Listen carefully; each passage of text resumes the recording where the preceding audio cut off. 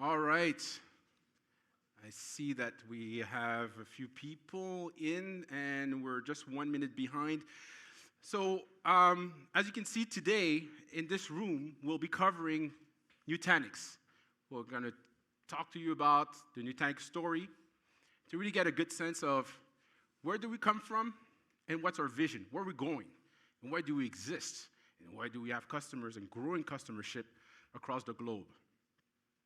I'll have the help of my good longtime friend, Terry Buchanan, but let me introduce myself first. My name is Vladimir Apollon. I'm a pre-sale system engineer manager at Nutanix. I've been with Nutanix for almost 6 years. It'll be 6 years in January. And I cover the public sector, all different layers of public sector, coast to coast, and also the commercial sector, east of Toronto, or to be more exact, east of Kingston, all the way to Atlantic Canada. So for any customers coming from Atlantic Canada, coming to this event, I'd like to thank you for making the trip. If you're in the room, hopefully this message resonates. And Terry? And I'm Terry Buchanan, Principal Architect for ITI. I cover everything Ontario West and Atlantic Canada, and back up the Quebec team on the Technology Advisory Group. Thank you, And Terry. fun fact, What? 13 years selling Nutanix. Whoa. I don't know if I can claim the same. I was lucky enough to be able to sell to Nutanix through an OEM vendor of choice in the past, and that's how I discovered Nutanix. And how I discovered Nutanix, I won't use the bad words how we used to be described in the past, but we'll talk and look down into the future through this presentation. And in order for you to understand Nutanix, yes, this presentation will cover a lot of 21st century computing. I'll tell you a little bit about that, but first, in order to tell you about 21st century computing, well, I have to explain to you a little bit more about the 20th century computing, because that would be the question I would have if I were in the audience. And what is the 21st century computing? So back in the 90s, and I know while I was getting prepared for this presentation, when I heard 90s, the only thing I could think of is fluorescent colors. The colors you have on your desk are highlighters, post-it notes, and for people that don't know, things are cyclical, so it will come back. That will be a trend. It will be loud very soon. But that aside, back in the 90s, you had people writing software, and they wrote software for a specific architecture that you're all very familiar with, server-client architecture. So your client was either a thick client back in those days. When I say back in those days, it's not that long ago, or a web browser that would connect to a server. In those days, it was a physical server. Nothing new there. I think most people in this room know that. And that physical server was a physical thing that took space. Either you have it in a room that nobody used in the organization, you just wonder why that room is there, yeah, and it makes noise, or in a closet, the place that nobody wanted to sit next to at any point in time because it was too loud. There's always one individual that complains about it. And then that server, most cases during the 90s, moved to a data center or colo. The one thing that didn't change is that server-client architecture. Yeah, you moved the server, but the architecture remained the same from a software perspective.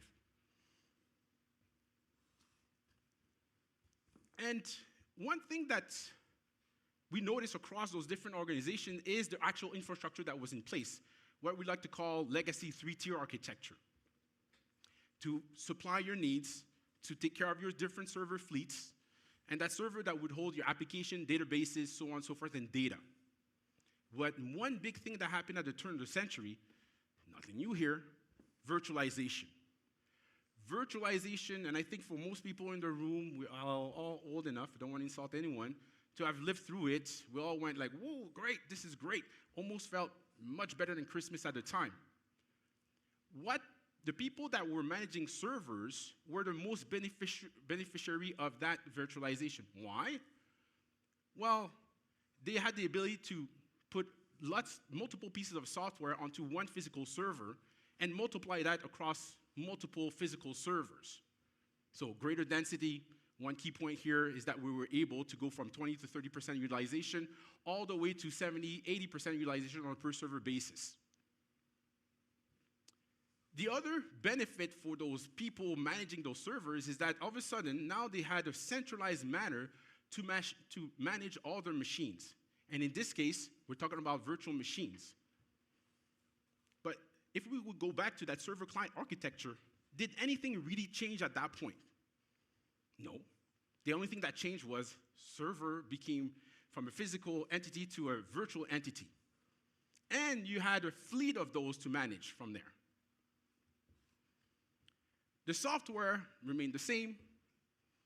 What changed a little bit is the thing from a thick client to a thin client for most cases, but you would access and being served through the interface, which was basically a web browser at the time. So for those people managing servers and those organizations, what they realized after the virtualization revolution, if you will, is the ability to manage 20th century computing at scale. Nothing else has changed.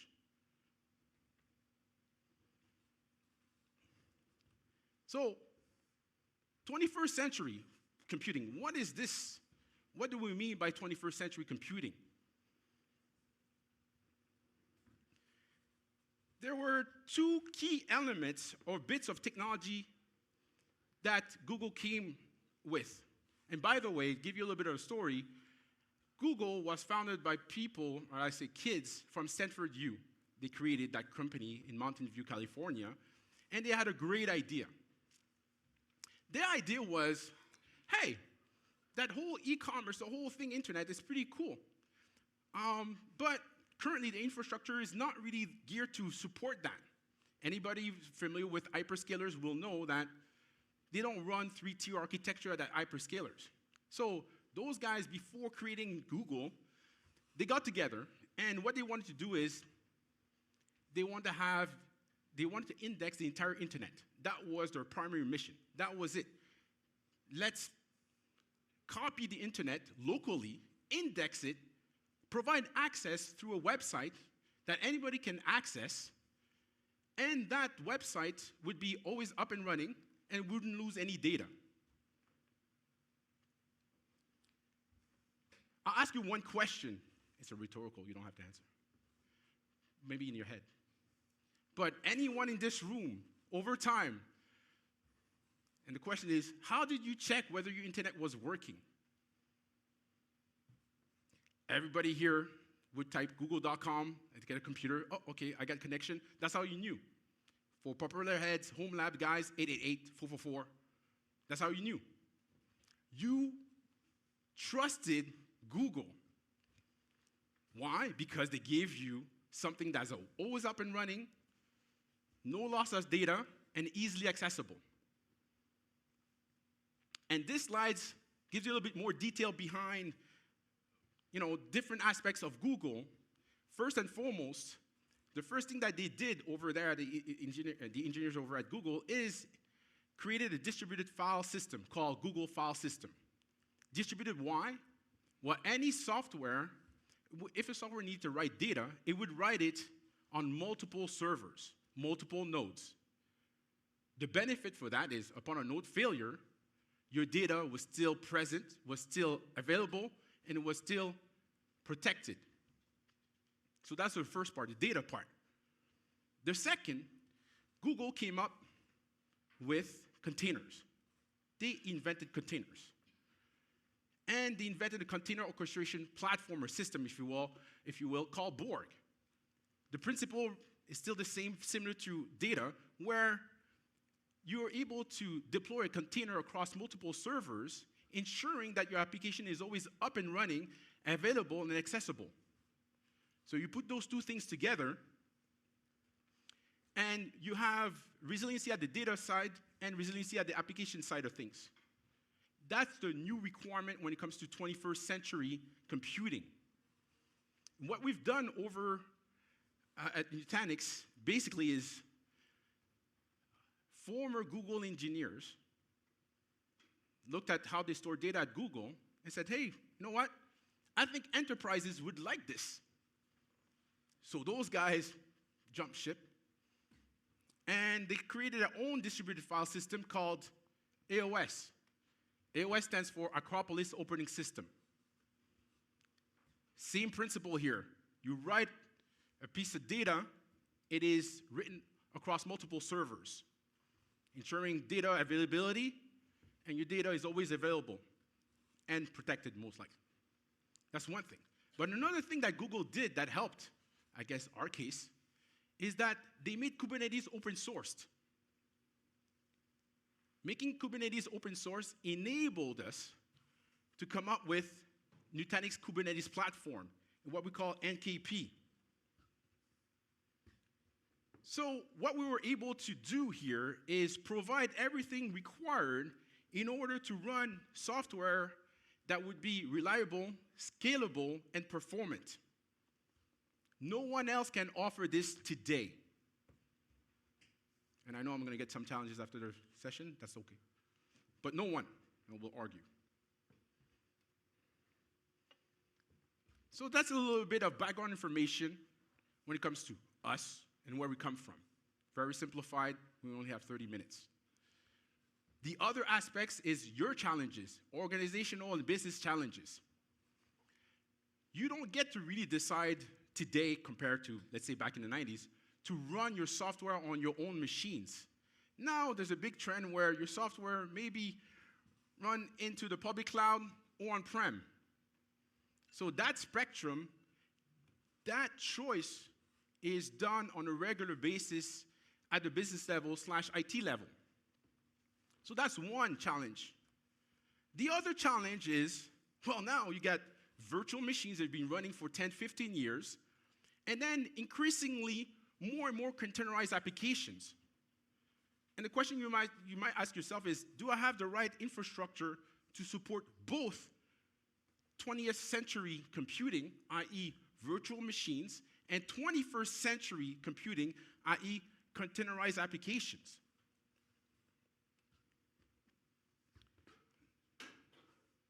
And let me put a little bit of wrinkle in there. Boom, AI. Did it catch us by surprise in any way, shape, or form? Not really. But it kind of did some organizations. They're still trying to figure out, how do I use AI? AI is going to be everywhere.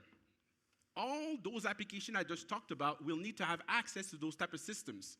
Whether it be, good old LLMs, large language models, traditional ML, machine learning, or deep learning. All those applications will need access to that to enhance the application and the user experience in most cases. And the biggest problem right now that a lot of organizations, IT organizations are facing today is they have to think about those two spectrums plus AI. And no one knows that the 3-tier architecture was not geared for hybrid multi-cloud. Why? Because the 3-tier architecture precedes hybrid multi-cloud. Same thing can be said when it comes to cloud-native apps. Some of you will say, yes, I can run my Kubernetes on my current infrastructure. Yeah, in a VM. Right? Yes, you can. When it comes to scale, then you have an issue, right? And then you have enterprise AI that you have to put into the whole mix and kind of figure out things. So a 20th century platform needs to handle both applications and data. Your data will need a place to be stored. At the end, it's going to be files, it's going to be blocks, it's going to be objects. And then something maybe down the future I don't know about. But right now, that's what are the choices. And from an application perspective, you need to be able to support containers. And this is where we come in. I'll bring your attention to the bottom, AOS. Again, that's a distribution file system, Acropolis operating system. And then there's a thing called NUS. Stands for Nutanix Unified Storage. That's how we provide the persistent storage from a files, objects, and blocks perspective to your containerized apps. All that on the same platform. And then you have NKP, Nutanix Kubernetes Platform, and an acronym you haven't seen so far, after 15 minutes, NDK, Nutanix Data Services for Kubernetes. That is what enables your containers to use and leverage files, blocks, objects, and the AOS layer.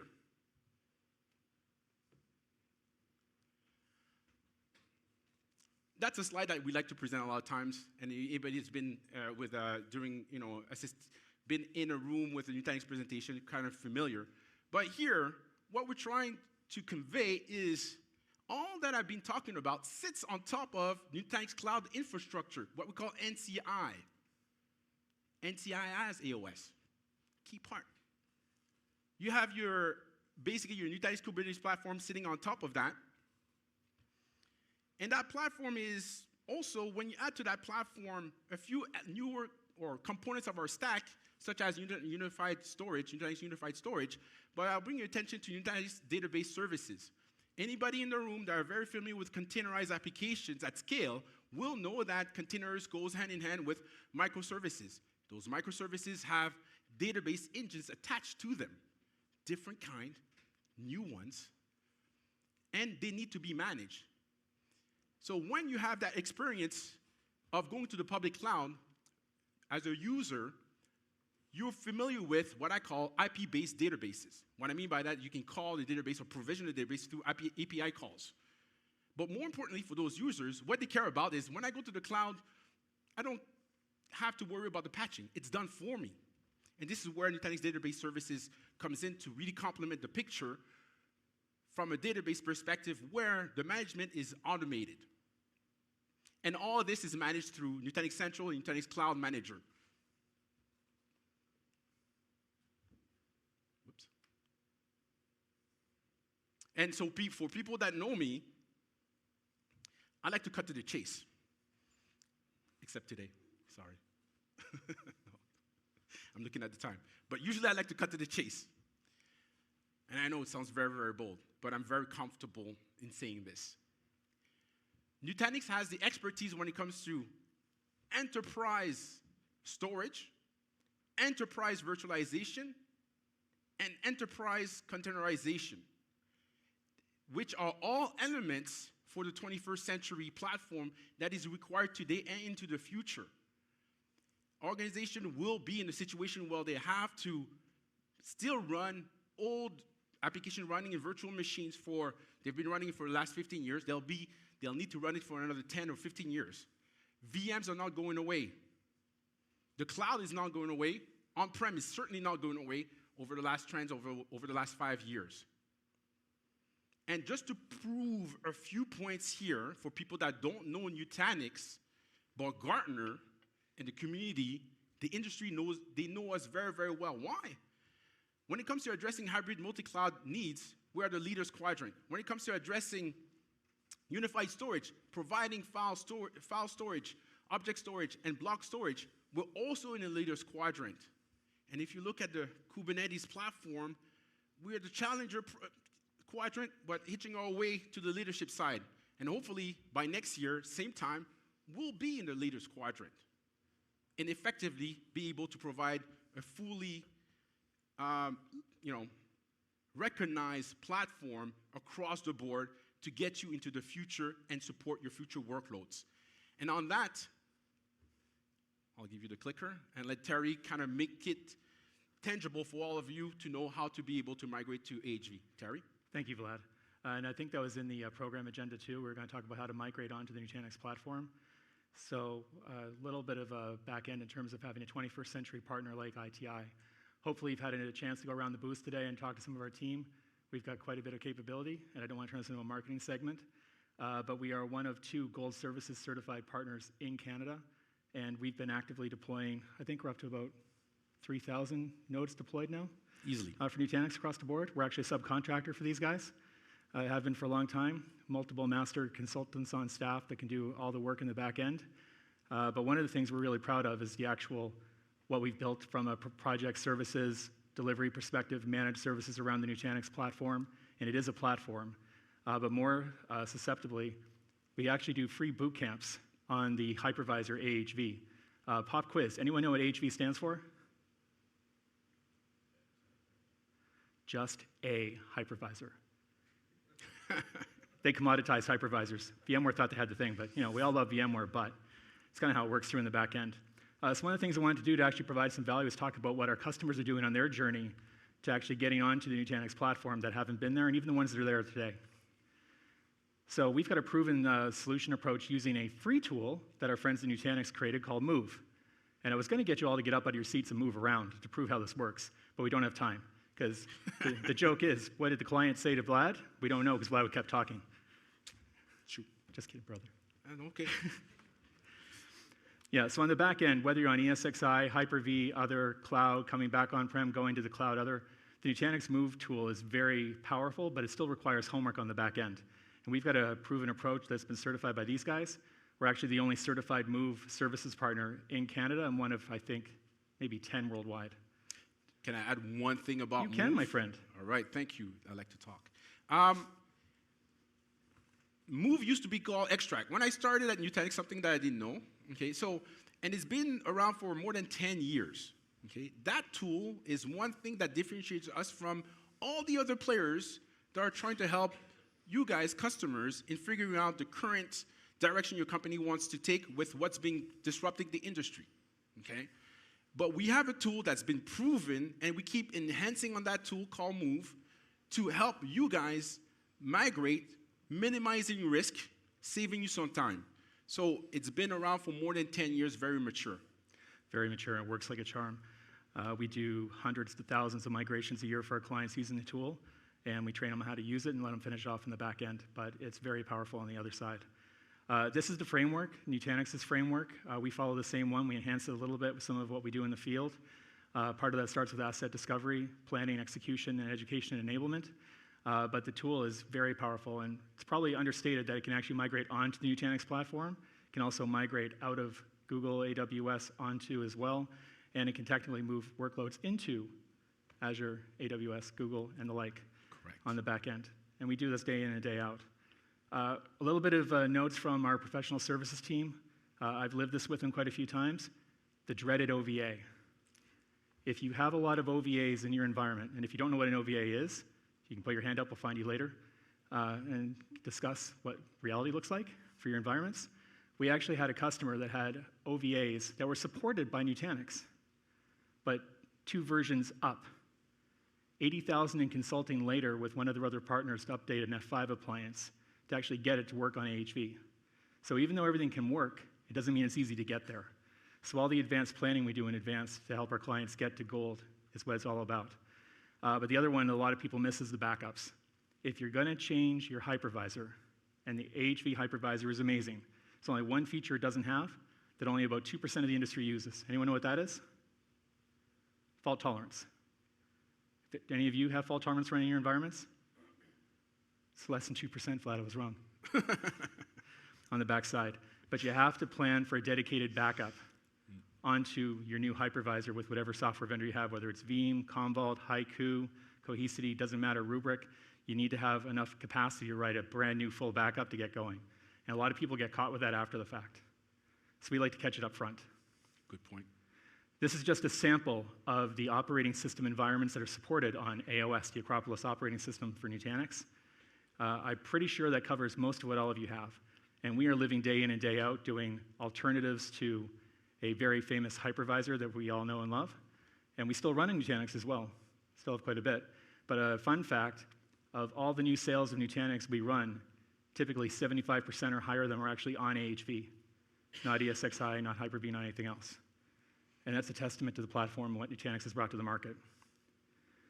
Can I just jump? Please just do, mentioned sir. something, triggered something when it comes to what we've seen the trend over the last 5-6 years at Nutanix. So we do have customers running ESXi on top of Nutanix. Okay, we do.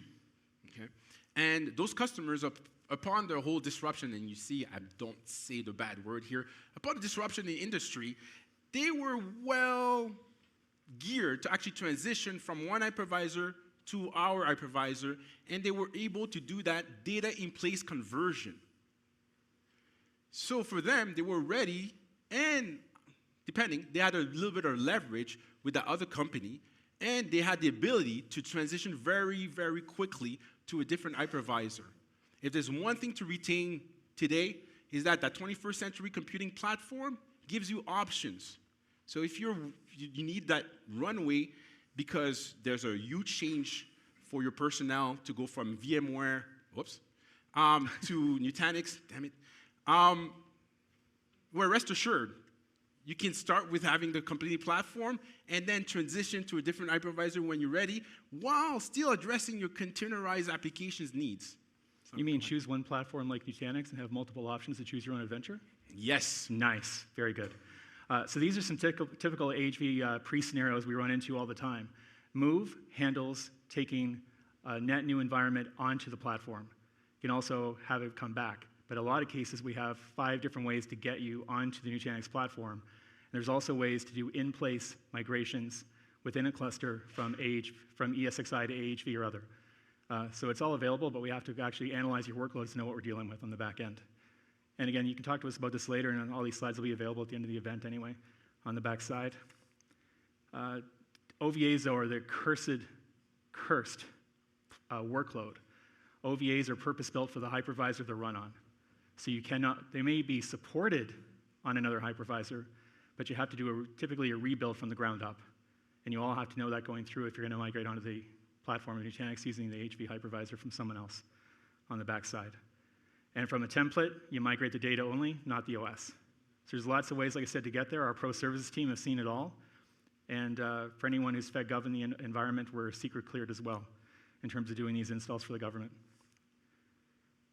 Oh, it's not over. Oh, but wait, Vlad, wasn't there something that got announced at .next? It's really cool. Maybe. Maybe cool? Yeah. Do you want to lead? Yeah, why not? All right. Whoa, all right. Forget that first word, or 2 words you see, Prism Central. The goal here is, if you go to the next slide, IP-based storage with AHV. So a lot of customers been knocking on our door over the last 2 years, even before, but especially with the disruption, and saying, hey, we need hypervisor. And we said no. I'm not kidding. We said no. We said no, our model is different. We're not going to look at that. Until we had huge customers really in a bind, and we need to address it. We looked into it, we put the resources behind it, and now today, we can support IP-based storage. IP-based storage, not fiber channel-based storage. IP-based storage with our hypervisor, a hypervisor or Acropolis hypervisor AHV. And the benefits behind that is that now we're talking about management and unified centralized management. What's going to change in this environment? You go from an old management tool console. What do you call it old? Not you. Not sorry. I should have pointed here. But sorry. But it's to a new unified console that will get you into the future to be able to manage your 20th century type of virtual machines and your containerized application. If you can. Next one. So one of the announcements that's been done this year is Pure Storage. Pure Storage, and I won't go too much into the details there, but will be generally available later this year. We just finished the early access. There's a few customers in Canada, pretty big ones, doing some proof of concept as well, and they look to actually move to Nutanix with the underlying centralized storage from Pure. If you go to the next one. And Pure, I think some of you are in the audience. If you haven't been to the Pure booth, please stop by. Very cool synergies and partnership between ITI and Nutanix and Pure. I won't plug Pure. I'm kidding. I'm just kidding. This is a joke. All right. So the other one is Dell PowerFlex. So this, I don't know, and this is a real question. Anybody in the room have Dell PowerFlex? That's what I expected. So I'll use that more as a bridge to let you know that the other announcements that we unfortunately didn't have a slide because it's been announced, is that aside from Dell PowerFlex, that's a scalable storage solution from Dell, very good one, I'm not going to diss it whatsoever, I used to work there, is the fact that, here's the other question, anybody has PowerStore? I knew it. It's a whole lot more common. So the announcement that's been made a few weeks ago is that, yes, now we will support PowerStore with our hypervisor. And this is great news because it gives you options. Excellent. And we're down to 28 seconds, and I want to be respectful of your time. So for our customers and partners in the audience, thank you for spending 30 minutes with us. Merci pour votre confiance. And we look forward to seeing you on the trade show floor. Hey, il a dit quelque chose en français pour moi, c'est pas juste. Merci. Oh, il y a une question. Comme tu veux.